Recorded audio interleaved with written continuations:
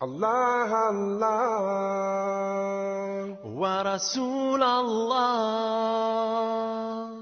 Allah Allah wa Habib Allah. A'udhu billahi minash shaitanir rajim. Bismillahir rahmanir rahim.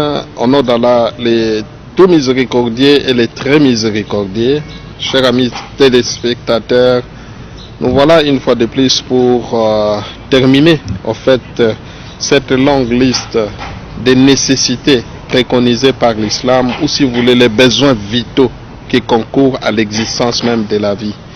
Et nous allons cette fois-ci aborder un aspect très important qui concerne les richesses. L'islam préserve la protection des biens.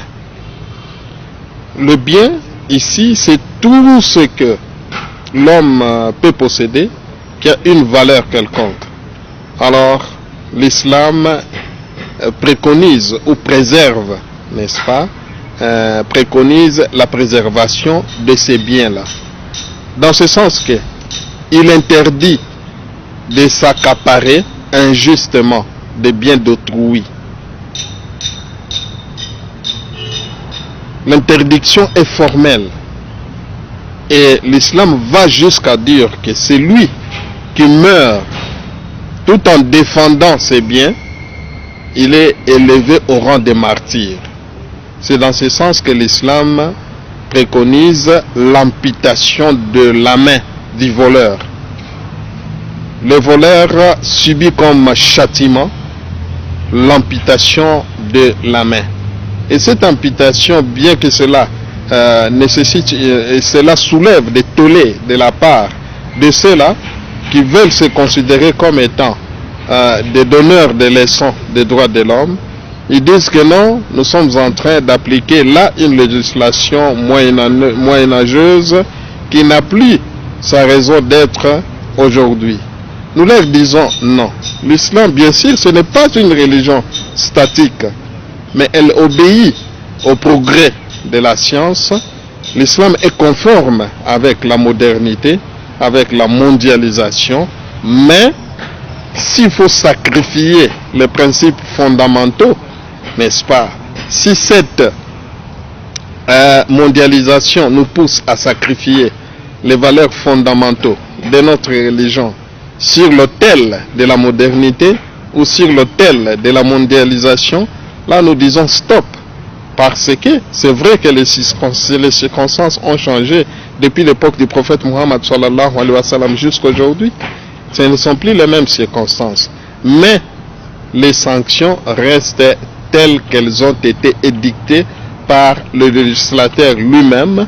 Nous ne pouvons en aucun cas évoquer, n'est-ce pas, la modernité ou la mondialisation comme étant un facteur qui doit nous pousser à modifier ou à ne pas appliquer les sanctions prévues par le législateur.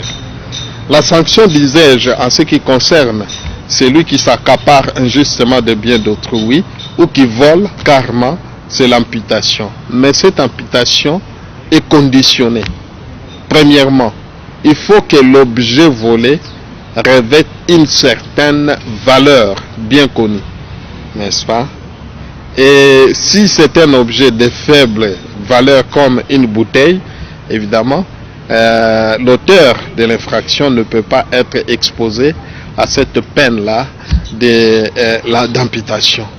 Il faut que l'objet volé soit revêt une valeur. Il faut que cet objet, l'objet subtilisé ou si vous voulez l'objet volé, soit effectivement à l'abri, n'est-ce pas, de tous les voleurs potentiels. Il faut que cet objet-là soit caché quelque part et que le voleur aurait pénétré dans cet endroit ou aurait pris l'objet en question à l'insu de tout le monde. Cela veut dire quoi?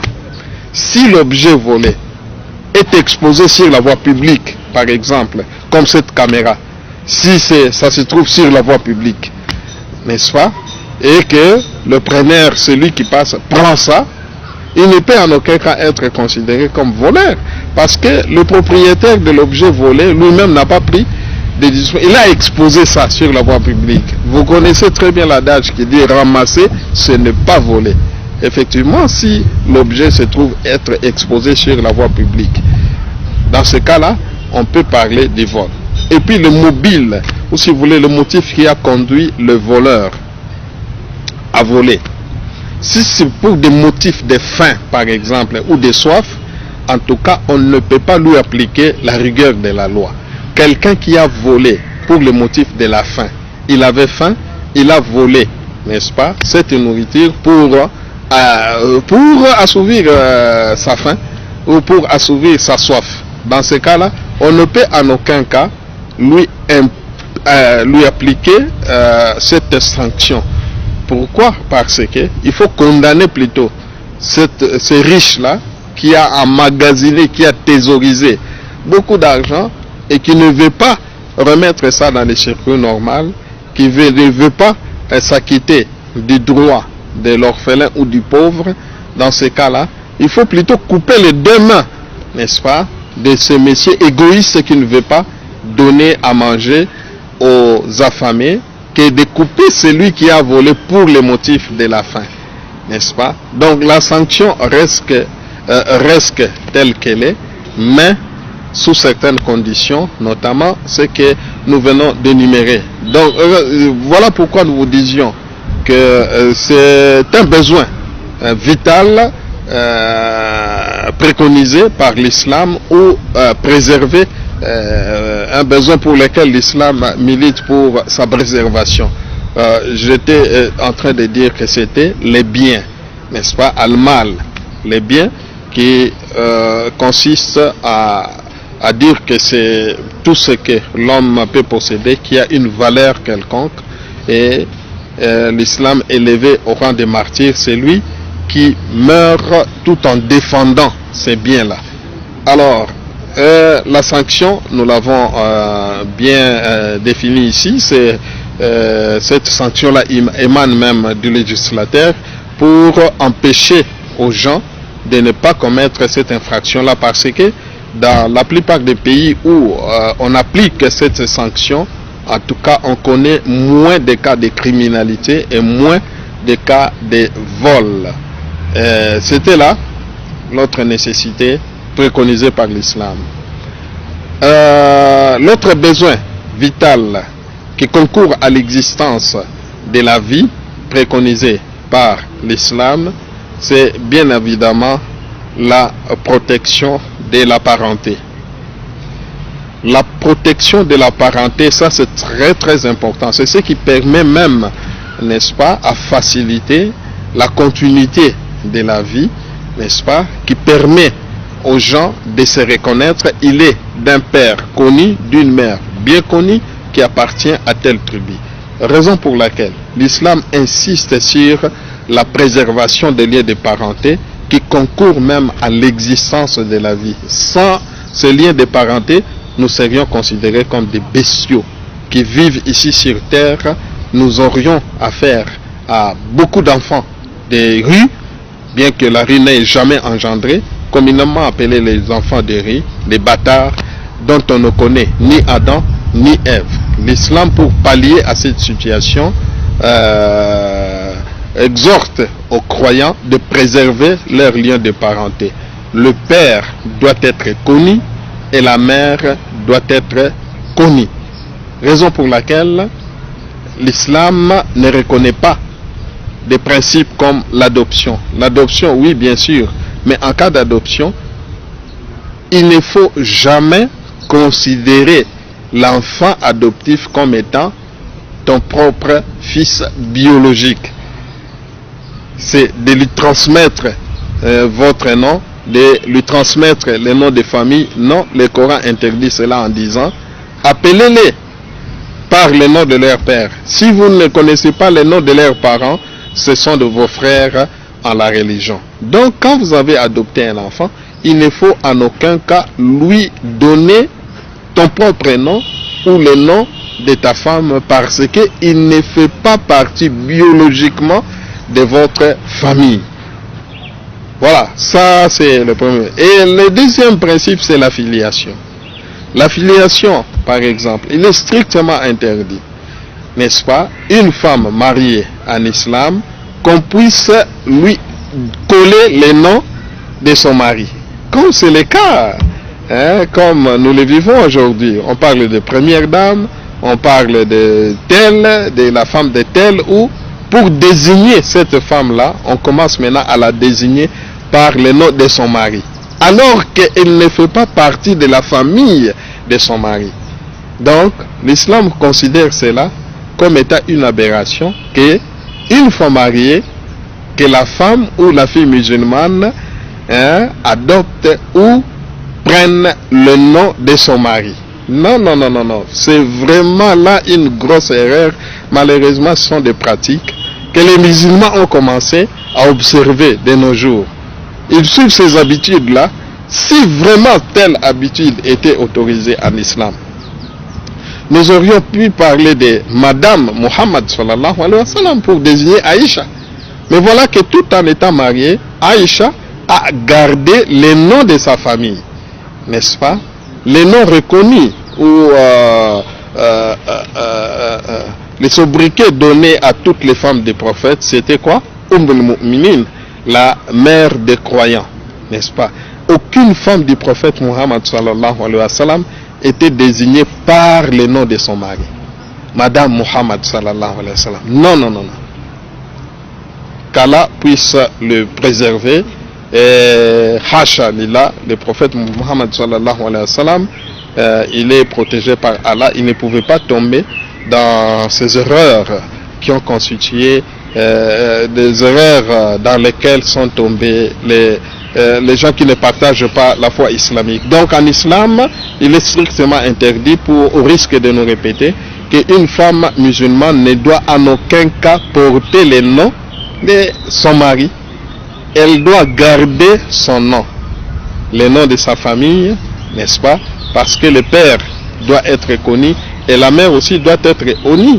Et si tel n'est pas le cas, vous voyez ce que le phénomène auquel nous assistons aujourd'hui. Les enfants de la rue, simplement parce qu'on ne connaît pas le père ou la mère, on ne connaît pas la famille de cet enfant-là. Et c'est constitue parmi un grand péché qu'une femme mariée dans le toit conjugal qui amène ou qui impute l'un de ses enfants à un autre père que son véritable mari. C'est parmi les péchés très très graves, n'est-ce pas? C'est parmi les péchés très très graves parce que vous aurez alors corrompu le mœurs, n'est-ce pas? Ou cette femme-là aurait participé à la corruption de mœurs, n'est-ce pas? Quoi de péché très grave que d'imputer la paternité, n'est-ce pas, à une personne innocente, n'est-ce pas? Donc, tout en étant dans le toit conjugal, le mari convaincu que tous ses enfants sont les siens, alors que parmi les enfants, il y a un ou deux qui ne viennent pas de ces maris-là. Donc, ça peut partir des plus grands péchés. Voilà pourquoi l'islam veut que nous puissions préserver les liens de parenté, que nous puissions préserver la parenté en islam pour éviter de tomber dans des péchés très très capitaux qui consistent à imputer, à donner la paternité à une personne qui au fait n'est pas l'auteur de la grossesse ou qui n'est pas le père biologique de cet enfant-là. C'était là une autre valeur, si vous voulez, une autre nécessité non moins importante préconisée par l'islam. Une autre nécessité préconisée par cette religion, parmi les besoins vitaux qui concourent à l'existence de l'homme ici sur terre, nous avons la préservation, la protection des droits des faibles. L'islam lutte beaucoup pour protéger les plus faibles, n'est-ce pas, qui n'ont pratiquement aucune défense. La loi doit être appliquée pour les riches, aussi bien pour les forts que pour les faibles, aussi bien pour les riches que pour les pauvres, aussi bien pour le jeune que le vieux, n'est-ce pas? Le pauvre doit être suffisamment protégé il doit se sentir suffisamment protégé par cette religion. Ne repoussez pas les pauvres, ne repoussez pas les orphelins, tels que Allah le dit dans les Saint Coran. Hein? Celui qui repousse les faibles, celui qui repousse les pauvres, Allah aussi va les repousser le jour du jugement dernier. Alors que les véritables croyants militent pour la protection des droits des faibles. Le prophète Muhammad sallallahu alayhi wa sallam dit dans un hadith réputé authentique que je me dresse contre tout celui qui opprime les pauvres, tout celui qui opprime les faibles, je serai son adversaire le jour du jugement dernier. Alors, est-ce que si vous avez comme adversaire le prophète Muhammad sallallahu alayhi wa sallam, le jour du jugement dernier, croyez-vous sincèrement que vous allez mériter le paradis? Non, vous serez alors méconduit, n'est-ce pas? C'est pourquoi l'islam milite beaucoup pour la protection des droits des faibles, la protection des parentés. Le parent doit être connu, l'enfant doit avoir un père biologique bien connu. Oui, nous vous rappelons tout à l'heure que l'islam était en train de lutter parmi les besoins vitaux qui concourent à l'existence de la vie ici sur terre, c'est la préservation de la parenté, la préservation des richesses, ou si vous voulez des biens, la préservation des droits des pauvres et la préservation des richesses naturelles. Les richesses naturelles en islam, mes chers amis, les richesses naturelles, hein, c'est une propriété d'Allah, ou si vous voulez, c'est une propriété de l'État. Personne ne peut s'accaparer des richesses naturelles. Raison pour laquelle, vous voyez, dans beaucoup de sociétés, dans la loi qui régit les sociétés minières relatives à la richesse naturelle, on n'a jamais octroyé ces richesses naturelles-là à une personne quelconque, parce que ce sont là les bienfaits qu'Allah nous a dotés et nous devons bien préserver cela, nous devons bien gérer cela à la grande satisfaction de tout le monde. L'islam n'accepte pas qu'une catégorie puisse jouir de ces richesses naturelles au profit des autres. C'est pour tout le monde et tout le monde doit en bénéficier, tout le monde doit en jouir tel que l'islam les préconise. Raison pour laquelle lorsqu'il était question de butin de guerre, les richesses naturelles n'ont jamais été considérées comme étant une propriété d'un des Sahaba ou qui devait susciter encore le partage. Ça restait pour les comptes du trésor, parce que c'est à partir de cela que l'État va percevoir des taxes à des compagnies qui sont versées dans ce domaine-là de l'extraction de ces richesses naturelles, que ce soit les minéraux ou autres, n'est-ce pas? Cette société-là doit être soumise à des taxes dont l'argent sera versé pour le compte du trésor. Donc voilà, si on ne préserve pas les richesses naturelles, ça serait pratiquement un désordre ici sur terre, parce que tout le monde va chercher à s'en accaparer, n'est-ce pas? Et voilà que l'État, l'islam avait bien planifié cela à l'époque de Omar bin Khattab, après la mort du prophète Muhammad sallallahu alayhi wa sallam, qui considérait, ou à l'époque où on considérait encore les richesses naturelles comme étant une partie des butins, et que ceci devait être partagé entre les Sahaba, et ceci devait être équitablement partagé entre les guerriers. À l'époque de Omar bin Khattab, il est venu stopper en fait cette pratique. Pourquoi? Ça fait partie de ce que nous appelons la politique législative, n'est-ce pas?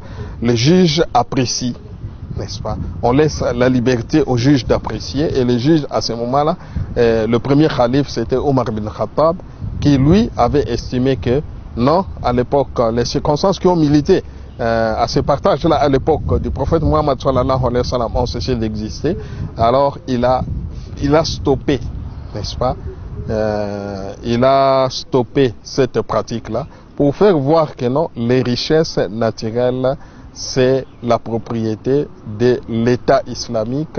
Les taxes qui devaient en découler allaient être versées pour les comptes du trésor. Bref, mes chers amis, c'était là les nécessités vitales, ou si vous voulez, les besoins vitaux préconisés par l'islam pour l'existence de cette vie. Sans cette préservation-là, ça sera pratiquement l'anarchie. Et pour terminer, pour clore en fait ce chapitre, nous allons essayer de faire un feedback, comeback pour voir toutes ces nécessités-là de manière survol. Dès la première émission, nous avions parlé de la protection, la préservation de la vie, la préservation de la religion, la préservation de la raison, la préservation des liens de parenté, la préservation des richesses et la préservation des droits des faibles, la préservation de l'honneur. Et voilà, ce sont tous ces besoins vitaux-là sur lesquels toutes les religions du monde sont d'accord pour leur préservation. Et n'eût été cette préservation, nous serions ou nous assisterions aujourd'hui à un chaos, à un désordre ici sur terre. Personne ne va respecter la femme d'autrui, personne aura la liberté de s'accaparer des biens d'autrui, et personne aura, n'est-ce pas, aurait peut-être cette liberté-là de diffamer. Et voilà, c'est en ce mot-là, nous disons, pour conclure, que l'islam, c'est la religion de la vérité. Ceux qui ne cessent à inoculer leur venin pour salir la réputation de cette religion, nous les invitons seulement à retourner aux sources fondamentales de cette religion. J'ai cité le Saint-Coran et les hadiths du prophète Muhammad sallallahu alayhi wa sallam. Lorsqu'ils auront pénétré la philosophie, lorsqu'ils auront compris ces textes-là, lorsqu'ils auront compris les Corans, lorsqu'ils auront compris les recommandations prophétiques, et ils sauront d'eux-mêmes que ce n'est pas sur base des actes posés ici et là que l'on doit juger l'islam, mais c'est plutôt en lisant ce que cette religion a apporté, ce que cette religion est en train de prêcher, ce que cette religion est en train de préconiser, d'être préservée pour assurer une vie meilleure et pour assurer l'équilibre ici sur terre et pour assurer la paix. Voilà pourquoi Allah dit dans le Saint-Coran, et nous ne t'avons envoyé que comme miséricorde pour toute l'humanité. Donc, le prophète Muhammad sallallahu alayhi wa sallam était effectivement miséricorde. Le message qu'il avait apporté a prêché la miséricorde. Les Saint-Coran, livre sacré, livre fondamental, source principale du droit musulman, prêche la miséricorde.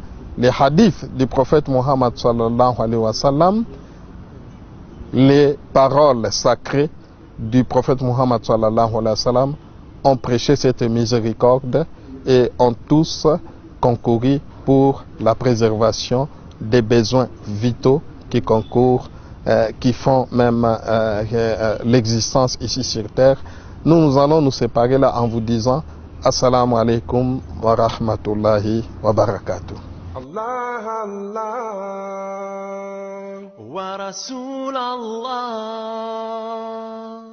Allah, Allah, wa Habib Allah.